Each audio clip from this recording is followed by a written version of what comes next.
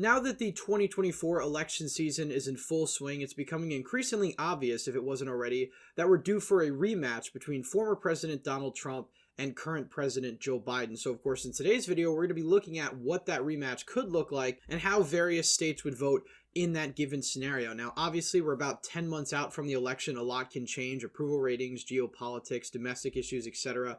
But for the most part, I think as of right now, this will be sort of true to how the climate is currently.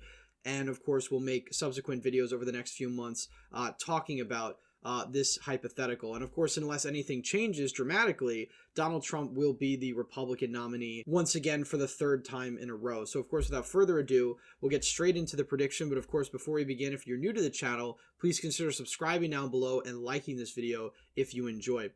So as typical with these types of videos, we'll start west to east with the state of Nevada. Now, the Silver State has gotten closer and closer for Republicans each consecutive presidential cycle since 2008. You know, Obama won Nevada by a safe margin back in 2008. He won it by around 7 in 2012. And then, of course, in 2016, along with 2020, he won the state of Nevada by essentially the same margin, 2.4%. So this state has essentially been more or less stagnant for the Democratic Party, giving them a slight majority in the state. And of course, when you look on the local level, Democrats control the state legislature, but of course the governorship is now occupied by a Republican as of 2022. So the reason Nevada is a lean blue state overall is because of the fact that the population centers, Washoe and Clark County, are, of course, decently Democratic voting. And, of course, the rest of the state has relatively small population, even though these counties are voting extremely heavily Republican. So Nevada is very much a suburban state. And as we've talked about on this channel ad nauseum, Republicans have certainly had a problem winning back suburban voters that they've lost over the past 8 years, really starting you know, if you really want to go way back in the 1990s, but of course more recently since the 2016 election, 2020, 2022, it seems like Republicans have done worse and worse in these counties. But the state of Nevada is sort of an exception. Washoe County has trended more to the left, while Clark County, which is much larger population-wise, has actually trended slightly to the right every presidential election since 2008. So, of course, if Republicans are going to have a positive showing here, they're going to have to narrow up the margin in Clark County. They're certainly probably not going to win it, but, you know, given the fact that Joe Biden won Clark County by 9 points in the 2020 election, and Catherine Cortez Masto, who only won her election by 0.8, won Clark County by around 7, any Republican candidate looking to flip Nevada would probably have to only lose Clark County by around 5 or 6 points. If we take a look at the down ballot results from 2022, Joe Lombardo was able to win the state of Nevada by getting Clark County down to 6 points and getting Washoe County down to around 1.5. So that's really a formula for success for any Republican looking to win the state of Nevada. It's very unclear at this point if Donald Trump will be able to pull it off. Obviously, if he's going to do this, he's going to need more support from Latinos and actually chip away at Democrats' gains with white voters as well, which is something that ultimately lost him the 2020 election. Because while Trump did better with minority voters, white voters is where he really slipped up, both working class and white collar, and that's what cost him the suburbs in a lot of key states. But I think Nevada at this point in time, again, Nevada is always that sort of state that even though it gets really close to Republicans, they never end up winning it. I think as of right now, Joe Biden would still win the state of Nevada. I think it would be a little bit closer than in my previous predictions. We'll say around 1.5, 1 point or so. I think Trump will probably do slightly better in Clark County. He's probably going to do worse in Washoe County, which has been the trend so far over the past couple cycles. And I think as a result, that puts Nevada at around D+1, D+1.5 going into 2024. So again, a slight gain, but not enough to win the state overall.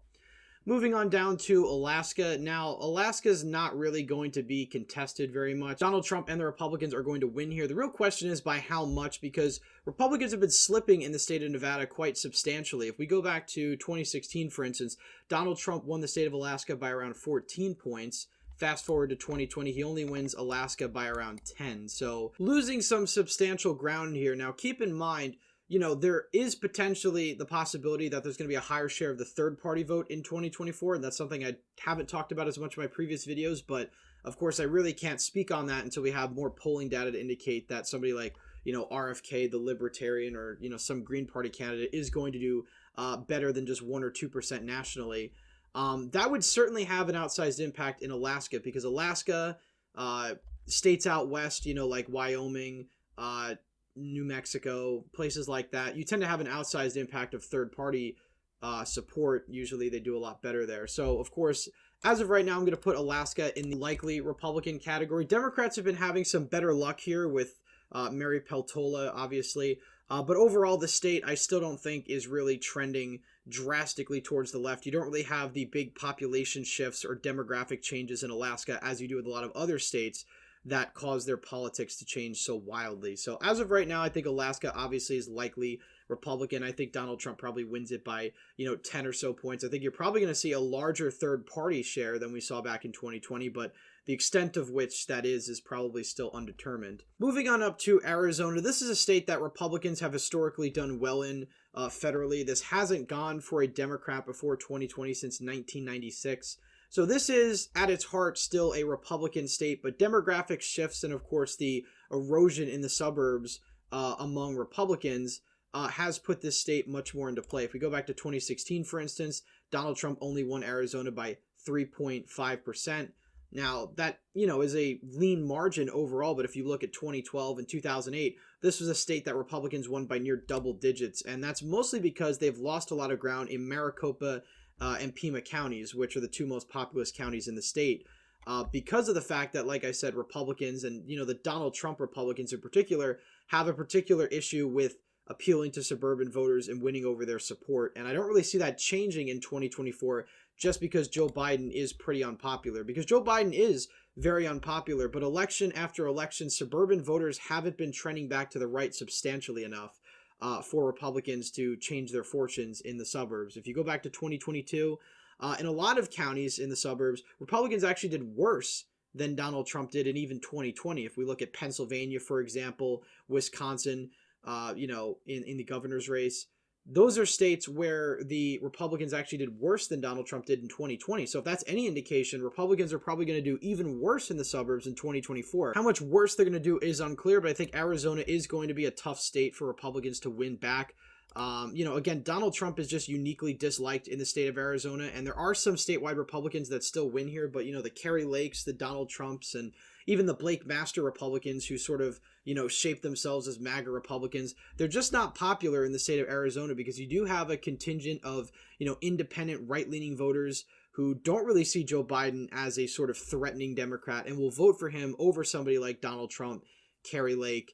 And, Kerry Lake's also going to be on the ticket in Arizona for the Senate race if she's the nominee, which it seems like that's going to be the case.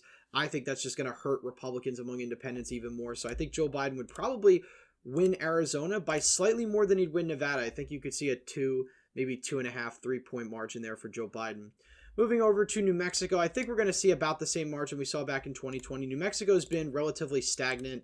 Back in 2020, Donald Trump lost the state by 10.8%.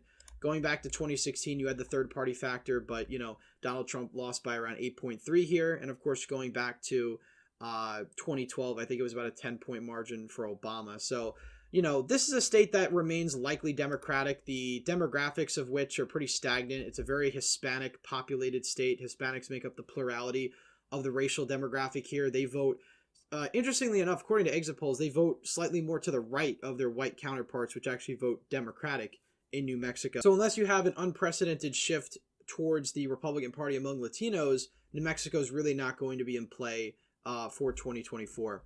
Moving on down to Texas. Now, Texas has an important Senate race as well, coinciding with the presidential election. Ted Cruz, who barely won re-election back in 2018, is running again for a third term at the Senate. This time he's going to share the ballot with Donald Trump, who back in 2020 won the state of Texas by only around 5.5 points. And that's pretty concerning considering the fact that Texas back in 2012, just 8 years prior, was a safe Republican state. Mitt Romney won by 15 points. So Texas was not in contention. I still don't really think Democrats are going to spend a whole lot of resources in Texas compared to other states around the country, but you're definitely going to see more activity among Democrats here than you probably saw back in 2020. Again, of course, it all depends on Biden's position and how weak Democrats think he is in the Rust Belt and other places. But I think as of right now, Texas would still go to Donald Trump, but I think you're going to see maybe more of a 3-point margin. So getting dangerously close to flipping territory for Republicans, but I think still they probably hold on, and I think Ted Cruz as well probably holds on by a similar margin. Moving up to Nebraska's 2nd Congressional District, this is a majority suburban district around Omaha, It's been trending pretty leftward recently. Every House election in the 2nd Congressional District seems to get slightly closer in Democrats' favor. You know, Don Bacon, as long as he's in that seat, will probably hold on. But of course, 2024, it's a bit more of a toss-up. Joe Biden won this district by around 7 points. I think he's going to have no problem carrying it again by a likely margin. He might even improve, given the fact that this is a very suburban district. And of course, Donald Trump and those types of Republicans do a lot worse here than the Ben Sass type Republican that really aren't winning primaries anymore. Going up to Minnesota, this was a state that Donald Trump didn't really pay attention to back in 2016. He actually almost ended up winning the state, getting around 1.5% away from actually flipping it. But in 2020, when he actually did put resources into Minnesota, did some rallies here in Duluth and whatnot, he lost the state by 7 points. So, you know, Minnesota is one of those states that's just at its heart a Democratic state.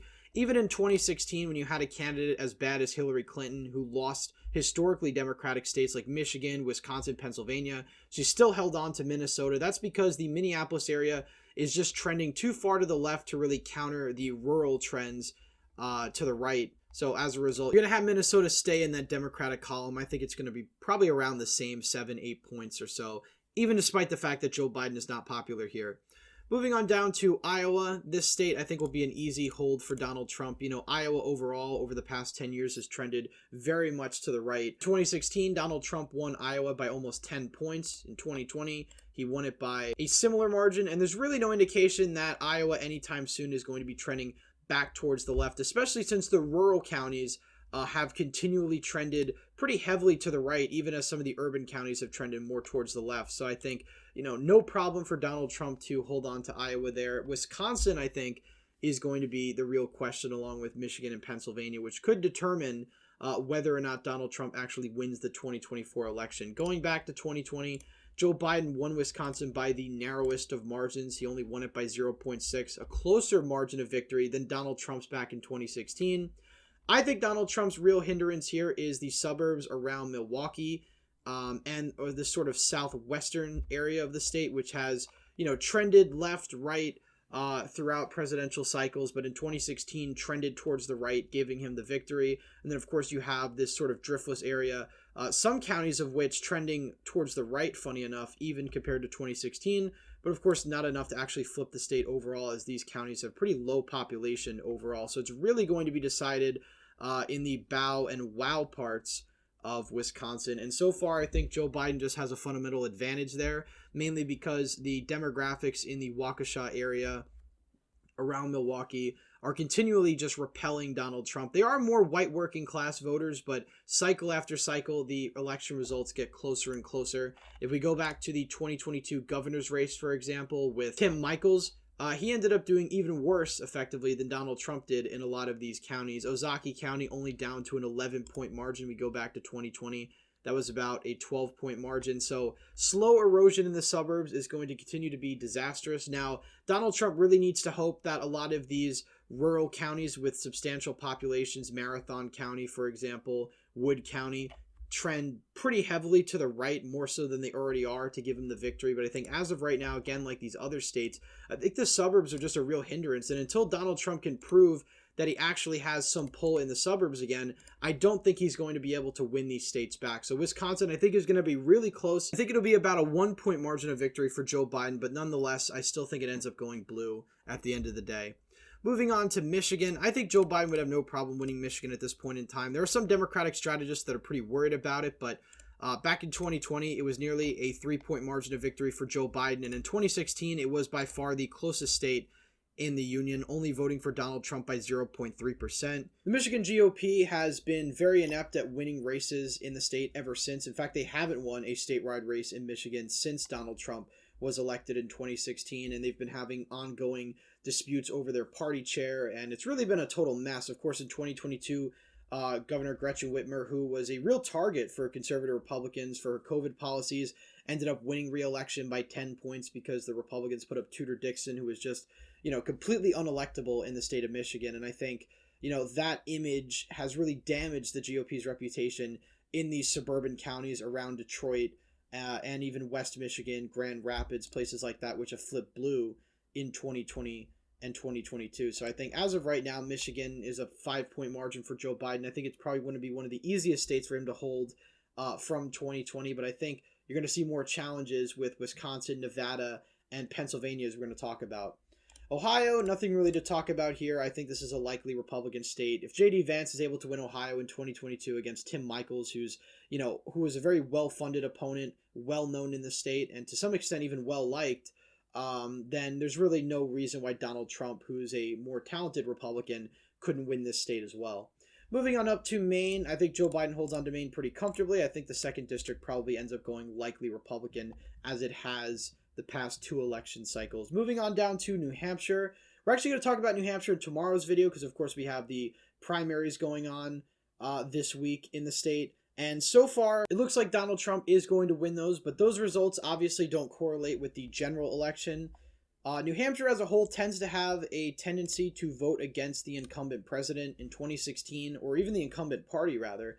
In 2016, Donald Trump almost won the state of New Hampshire. Of course, in 2020, he ended up losing it by 7 points. So very much like a Minnesota type situation. The third party vote really hurt the Democrat way more than it hurt Donald Trump. And of course, I think in 2024, you might see a similar factor, even if you have a 2 or 3% share of the vote going to somebody like Robert Kennedy Jr., for example, which I don't really see happening right now. But even despite that, I still think Donald Trump probably loses the state of New Hampshire by a likely margin. And with that, that puts Joe Biden at 268, just 2 electoral votes away from winning the presidency. New Hampshire tends to vote down ballot for Republicans. Obviously, Chris Sununu, the Republican governor there, is very popular. But when it comes to federal elections like Senate, Republicans tend to have a lot less luck, of course.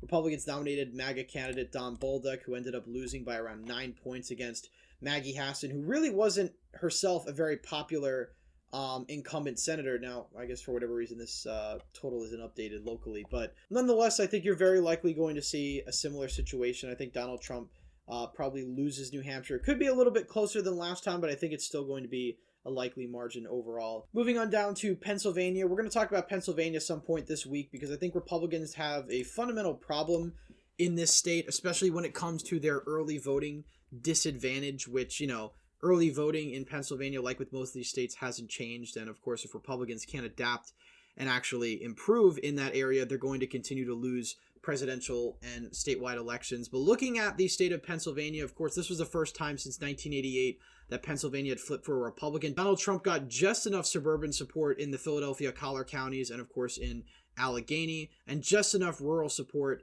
to end up winning the state overall. Now, granted, most of this was because Hillary Clinton had lost so much support in the Philadelphia suburbs and in the rural areas to win. But nonetheless, a win is a win. But I will note that Donald Trump has never gotten over 48.8% of the vote in the state of Pennsylvania. In fact, no Republican candidate for president has gotten over 50% of the vote in Pennsylvania since 1988. So this is, like Wisconsin and Michigan, a fundamentally Democratic state. We're going to talk about the early voting, mail-in voting advantage that Democrats have, that they really build their firewall in the state of Pennsylvania that Republicans really just can't overcome. Ever since 2020, it's really been very difficult for them to do. Republicans have only been able to win down ballot races like treasurer and auditor general, and that, of course, was during the 2020 election. So far, again, I think Joe Biden probably holds on. I think Northampton County probably stays blue. I think Erie County probably stays blue.